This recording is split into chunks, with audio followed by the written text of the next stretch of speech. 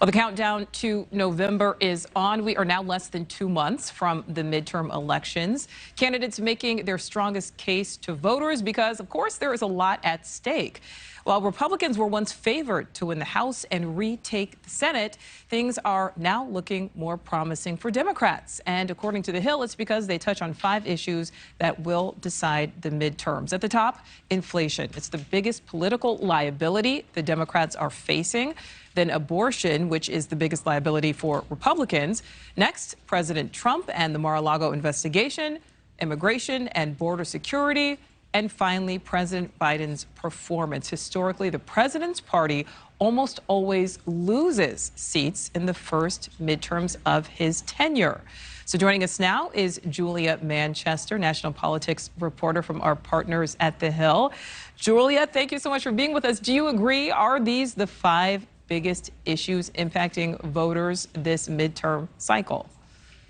Yeah, Nicole, they certainly are some of the bigger issues. I would also add crime in there. We know that Republicans have really been trying to seize on this issue of high crime or rising violent crime during the midterms. And we know that Democrats have really tried to recalibrate their messaging, really focusing on funding police departments. That's really starting at the top of the party with President Biden and some of what he's been calling for. But absolutely, inflation at the top of that list, abortion, that was an issue that we didn't necessarily expect to see I guess, go through voters' minds the way it has. It's been a very salient issue, seems to really galvanize the Democratic base as well. So, a lot of these issues, very important. I don't know if there's just one big issue. I think there's a number, but I think we hit it spot on with that list. And I was just going to ask you if there was one that maybe is far and away the most significant, but I think you answered that question, Julia.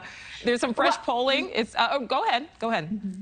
Well, I guess, if I had to pick one, Nicole, I'll help you out here. I guess I would say inflation or the economy. We know that the economy is normally a top issue for voters, that voters vote based on the situation of what's happening in their pocketbook. So if they feel that things are very expensive, that it's harder for them to pay for gas or groceries, pay rent, that kind of a thing, then maybe that'll impact their vote. However, we've been seeing gas prices fall, and it seems like there's been less coverage of this inflation calamity, if you will, that we've seen in the press. So we'll really have to see how that plays with voters. Oh, yeah, because I think if those gas prices were back where they were at the worst, that would certainly influence voters.